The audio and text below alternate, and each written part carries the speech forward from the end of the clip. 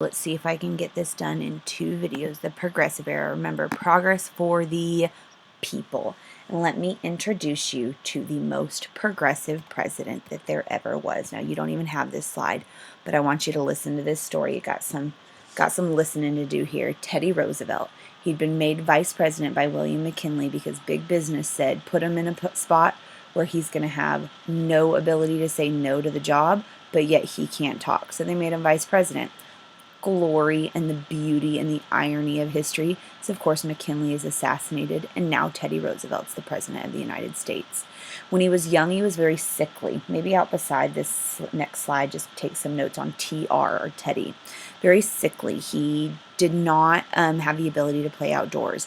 In his teenage years, he kind of reinvented himself because he was allowed to go outside after he got better, so he loves the outdoors. He came from a prominent New York family and went to Harvard University, so he's very educated.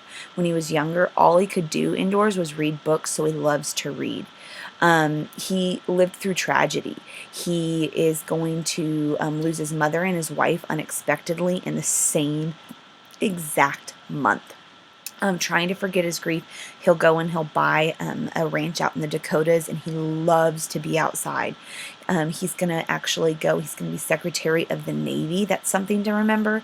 And he'll actually be in the Spanish-American War. We'll learn that after this. Kind of we do a reverse chronology. I teach the Spanish-American War after progressivism.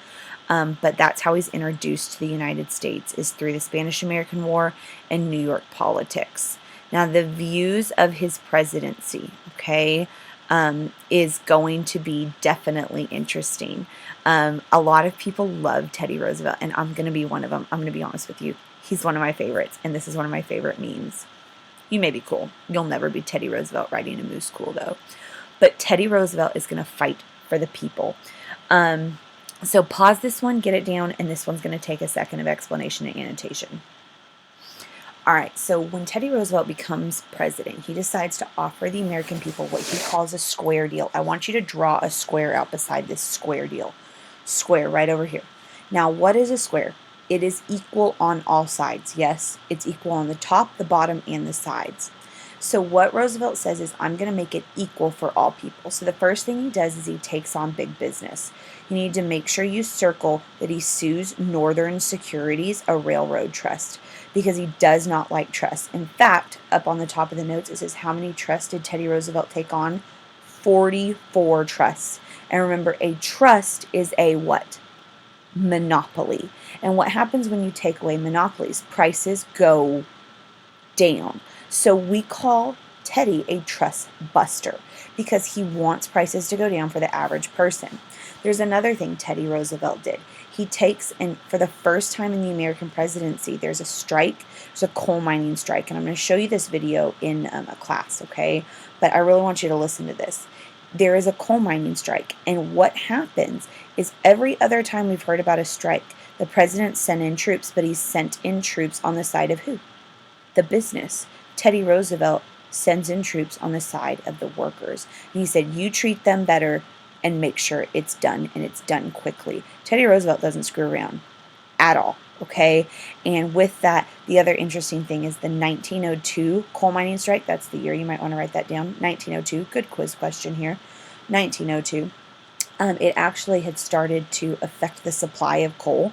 Coal was going down, okay, in the winter, which means price of coal was going, supply goes down, price goes up. So Teddy got involved for that reason as well, not just for the workers, for the average person who needed to heat their home. He also supports the Interstate Commerce Commission to set railroad rates. We've already talked about that. He's going to support, and here's one you want to highlight, the Elkins and the Hepburn Act, which is going to amend or change the ICC to be stronger, so circle that, on railroad companies. Again, he's a trust buster. The really cool one that he does, and this one we're going to talk a little bit more about, is going to be he initiates the passage of the Pure Food and Drug Act. It's after he reads a book, and we're going to talk about that book called The Jungle. And this is the one that basically says that, I don't know, there shouldn't be rat poop in your food, people, or you should have expiration dates, or you shouldn't just be able to do whatever you want in the food industry. He's going to be an avid conservationist. Look at that word, conservationist. I want you to circle conserve. What does it mean to conserve? To save Write that out. And he wants to save the environment. Remember what I told you about him being younger and loving the environment. Overall, he will increase the power of the executive branch. Big star by that one, okay? Now, on his square deal, let's talk about this real quickly, okay? Teddy Roosevelt does believe in a capitalistic system, meaning he believes in a free market. Out beside capitalistic system, put an arrow, free market. But he thinks that that free market should be regulated by the U.S. government. He is a Hamiltonian. He likes the power on, draw a triangle. Where'd Hamilton like it? Federalist.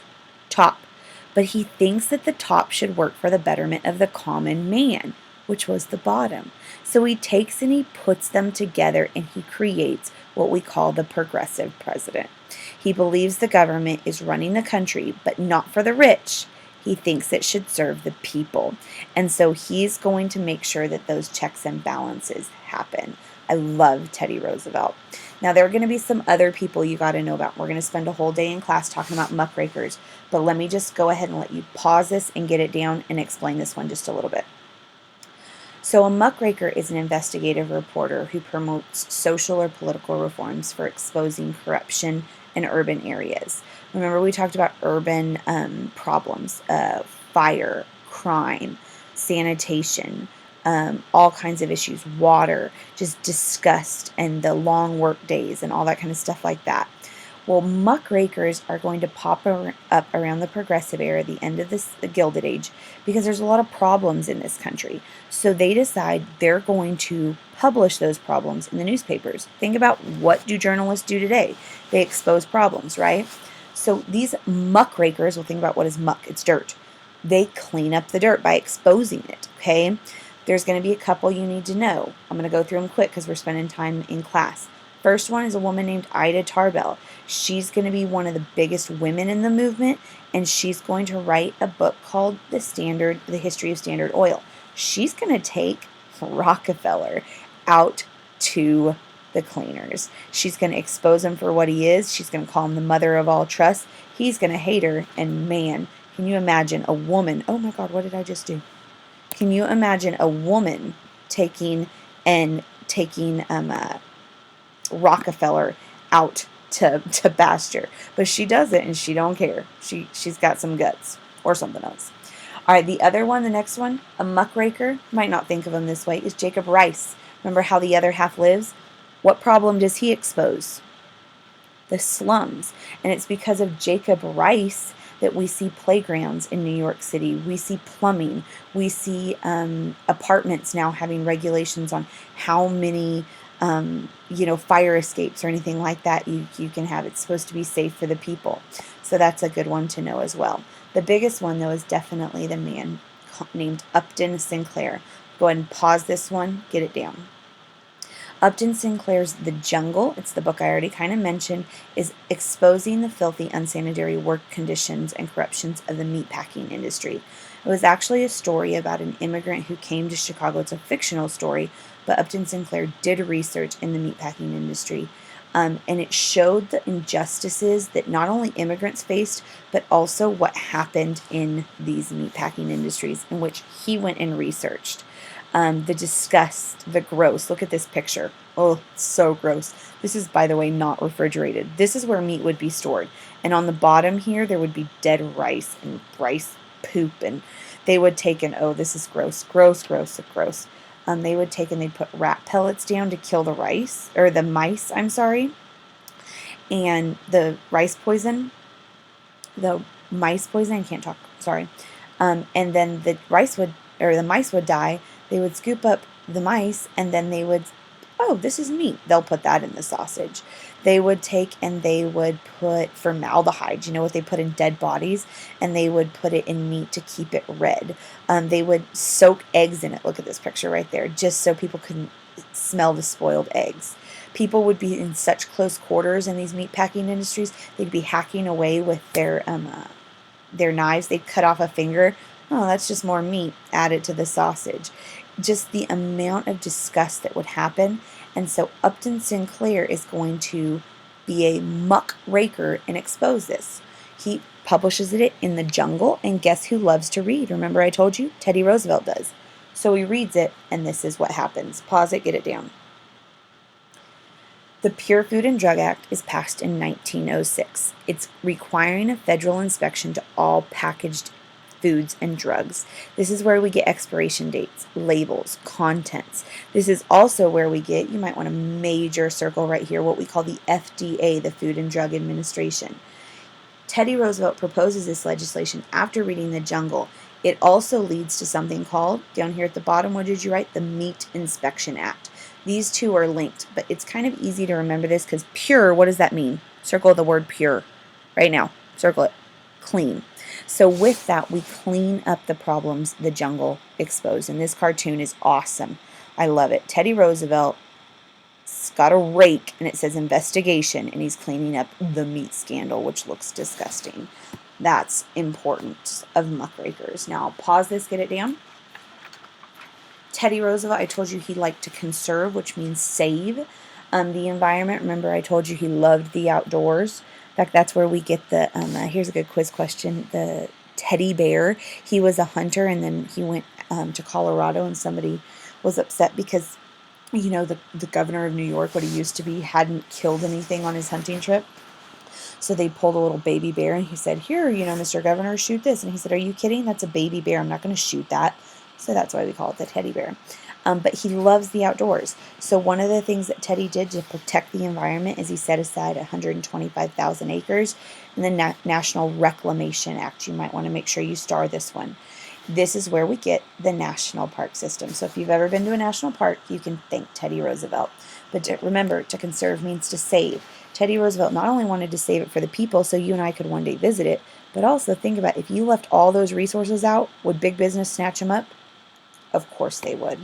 But remember, this is what they do, okay? The Federal Conservation Act, look at all this land that was saved. Designated before, designated after, and this is where we get Yellowstone, Big Bend, Yosemite, all kinds of cool stuff, okay? This is also where you get Paladaro National Park as well. But remember, 2 terms and then you're out, right? Well, not legally have to, but that's what you're supposed to do. So Teddy hands over the reins to a guy named Taft. Now, Taft is not going to be as effective. Why was Taft elected? It's going to be simple. People loved Teddy. Think about everything he's done for them. Brought down prices, sent in the troops to support the workers. He's taken on trust. He is absolutely won the heart of the people. He puts his arm around this guy named Taft. Tubby Taft is what I call him because he was the biggest president there is. He gets stuck in a bathtub. He's so big. Good quiz question. But with this, Taft becomes president. He is a Republican. He does prefer to avoid conflicts, though. He does like competition like Teddy does. He is a conservationist. He will create the Federal Children's Bureau. Out beside there, you might want to put an arrow, put ends child labor. So that's good for Taft. He creates the Department of Labor, underline that, and he does mandate an 8-hour workday, which is great. He strengthens the Mann-Elkins Act. But here's the deal. He doesn't like conflict, so he won't get in people's faces. That is not Teddy Roosevelt. So Teddy's not always happy with that. It's a really good cartoon. You can see Taft's got things going on. Uh-oh. And then all of a sudden Teddy is looking in. He's a little bit pissed. So Teddy is going to be upset about that. Now pause this one, get it down. It happens under Taft's presidency. I told you that the workplace fires are going to be, or in the workplace conditions are going to be very bad. This is going to be something that happens during Taft's presidency, Triangle Shirtwaist Fire in New York City. This is the story that I may have told you. You might want to Google this one and look at it. Women and children had been working in a factory. It burnt down right with them in it. There were no fire escapes. This is going to lead to fire safety codes all over the nation, exits, etc., all this kind of stuff like that. Largest workplace disaster in New York City with the most deaths until 9/11. Interesting to know. So that's kind of a sad thing. However, did it teach us a lesson? Yes. Remember, the progressive era is about reform, changing it to make it better. I think I'm probably going to have to end this one and start a little itty bitty next one. Sorry. So come back for the third one.